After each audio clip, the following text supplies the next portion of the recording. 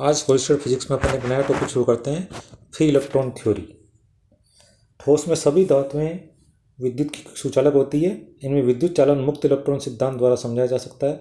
पदार्थ के परमाणु में नाभिक से दूर वाले जो कक्ष के इलेक्ट्रॉन नाभिक के धन आवेश से अत्यल्प बल द्वारा बंधे होते हैं, इसलिए इन इलेक्ट्रॉनों को आसानी से हटाया जा सकता है। धातु के ये इलेक्ट्रॉन अल्प ऊर्जा ग्रहण करके परमाणु से अलग होकर पूरे पदार्थ में स्वतंत्र रूप से भ्रमण करते हैं। इन इलेक्ट्रॉन को मुक्त इलेक्ट्रॉन या चालन इलेक्ट्रॉन कहते हैं। धातु में चालन इलेक्ट्रॉन बंद बर्तन में भरी गैस के अणुओं की भांति व्यवहार करते हैं। इसी कारण चालन इलेक्ट्रॉन के समूह को इलेक्ट्रॉन गैस भी कह सकते हैं। धातु में मुक्त इलेक्ट्रॉन सिद्धांत को मानते हुए ड्यूड ने सन 1900 में धात्विक चालकता ज्ञात करने के लिए सिद्धांत प्रतिपादित किया और लॉरेंज ने इसकी कमियों को दूर कर इसका विकास किया। इस सिद्धांत को अब ड्यूड लॉरेंज थ्योरी कहते हैं। इस सिद्धांत की कुछ कमियों को सोमरफील्ड ने दूर किया और फर्मी डिराक सांख्यिकी का उपयोग करते हुए अपना सिद्धांत विकसित किया।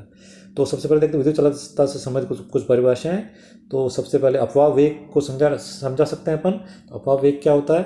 तो अपवाह वेग जो होता है वो अपन समझ सकते हैं कि v_d कहते हैं इसको। अपवाह वेग से इलेक्ट्रॉन गति करने लग जाते हैं। ये तार में मुक्त इलेक्ट्रॉन की संख्या n प्रति एकांक है, तो t सेकंड में तार के किसी अनुप्रस्थ काल से गुजरने वाले मुक्त इलेक्ट्रॉन की संख्या NaVd_t होगी। और प्रवाहित आवेश Q दिया जाएगा। जिस पर तार से प्रवाहित आवेश का मान मिल जाएगा, अपने को धारा घनत्व मिल जाएगा। तो इससे विद्युत चालकता मिलती है अपने को, इलेक्ट्रिकल कंडक्टिविटी। धारा घनत्व J का मान विद्युत क्षेत्र के पर निर्भर करता है। विद्युत क्षेत्र एप्सिलॉन के समानुपाती होता है, तो J प्रोपोर्शनल टू E या J इक्वल टू रो ई। तो रो एक नियतांक है, इसे तार के पदार्थ की विद्युत चालकता कहते हैं। ये तार में प्रवाहित धारा घनत्व ये J और आरोपित विद्युत क्षेत्र एप्सिलॉन के अनुपात के बराबर दी जाती है, यानी J upon epsilon equal to rho. तो विद्युत चालकता इक्वल टू J की वैल्यू होती है -Q_N_Vd अपॉन एप्सिलॉन। तो और इसके अपोजिट मोबिलिटी डिफाइन कर सकते हैं अपन। अपवाह वेग और विद्युत क्षेत्र की तीव्रता का अनुपात आवेश वाहक की गतिशीलता कहलाती है। तो mu equal to Vd upon epsilon. और विद्युत चालकता होती है रो, तो रो इज इक्वल टू -Q_N_μ। इस प्रकार से विद्युत प्रतिरोधकता डिफाइन कर सकते हैं। विद्युत चालकता का व्युत्क्रम विद्युत प्रतिरोधकता कहलाता है। Rho is equal to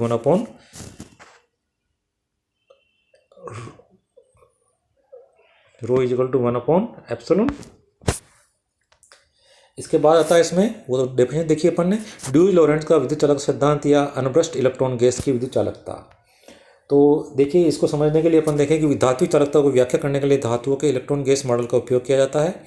Lorentz ने इस सिद्धांत का विकास किया। इसके अनुसार धातुओं में मुक्त इलेक्ट्रॉन बंद बर्तन में भरी साधारण गैस की तरह व्यवहार करते हैं और मैक्सवेल बोल्ट्जमैन सांख्यिकी का पालन करते हैं। मैक्सवेल बोल्ट्जमैन सांख्यिकी का पालन करने वाले मुक्त इलेक्ट्रॉनों को समूह को अनब्रस्ट नॉन डिजेनरेट इलेक्ट्रॉन गैस भी कहते हैं। ये मुक्त इलेक्ट्रॉन धातुओं के आयन कोर के बीच तीव्र वेग से अनियमित गति करते रहते हैं।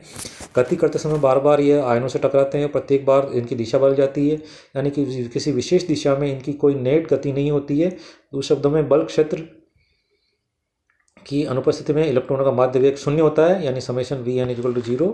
तो इस प्रकार से अपन धातु के तार में n इलेक्ट्रॉन यदि प्रति घन मीटर माने तो इन पर x विद्युत क्षेत्र का मान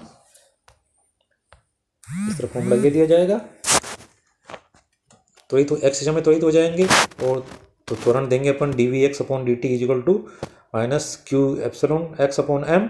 इस प्रकार से अपन इसको सोल्व करके अपन djx/dt यानी धारा घनत्व का फॉर्मूला निकाल सकते हैं। वो मिलेगा Q²n/m Ex के रूप में। यह समीकरण ये दर्शा रहा है कि नियत विद्युत क्षेत्र की उपस्थिति में धारा घनत्व का लगातार बढ़ता जाता है, जबकि प्रयोगों द्वारा प्रेक्षित हुआ है कि नियत विद्युत क्षेत्र में धारा घनत्व का मान नियत रहता है। इस अंतर विरोध को दूर करने के लिए ड्यूड ने यह माना कि विद्युत क्षेत्र द्वारा इलेक्ट्रॉन के वेग में वृद्धि तब तक होती है जब तक ये टकरा न जाए। इसके पश्चात इलेक्ट्रॉन विद्युत क्षेत्र से संचित ऊर्जा को पूर्ण रूप से खो देता है और फिर उसकी पुनः यादृच्छिक गति हो जाती है।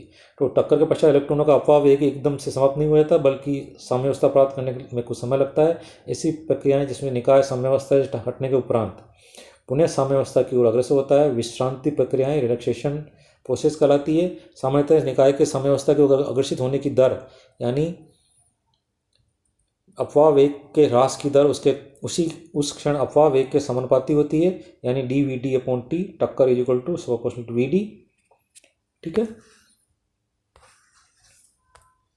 तो इस प्रकार से अपन विश्रांति काल से डिफाइन कर सकते हैं। तो विश्रांति काल का जो फॉर्मूला मिलता है, देखिए विश्रांति काल डिफाइन किया, यानी जितने समय में अपवाह वेग का मान घटकर महत्तम मान का 0.37 भाग या 37% रह जाता है, वह समय विश्रांति काल कहलाता है।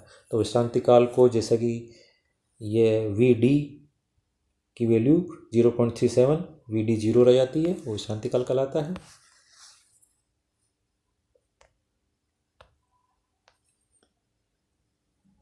तो टक्कर, तो इस प्रकार से अपन dVd/dt टक्कर equal to minus Vd/4 obtain कर सकते हैं। तो इस प्रकार से अपन डिफाइन कर वापस विद्युत चालकता डिफाइन कर सकते हैं। विद्युत चालकता का भी डिफाइन करके देखिए, ये Jx का फॉर्मूला अपवाह वेग और विद्युत क्षेत्र की तीव्रता का अनुपात आवेश वाहक की गतिशीलता कहलाता है। इसलिए समीकरण 6 से गतिशीलता mu equal to Vd/εx equal to minus Q/m T m2 गतिशीलता का मात्रक भी होता है जो दे रखा है आपको इसमें।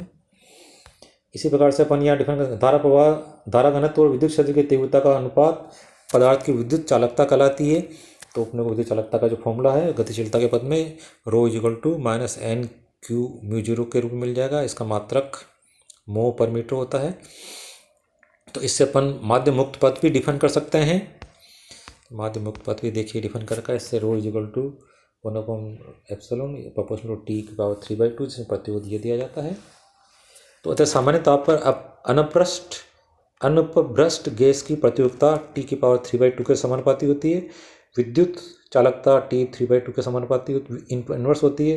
परंतु प्रयोगों द्वारा सामान्य ताप पर पाए गए धातुओं की चालकता का ताप T के इनवर्स होती है।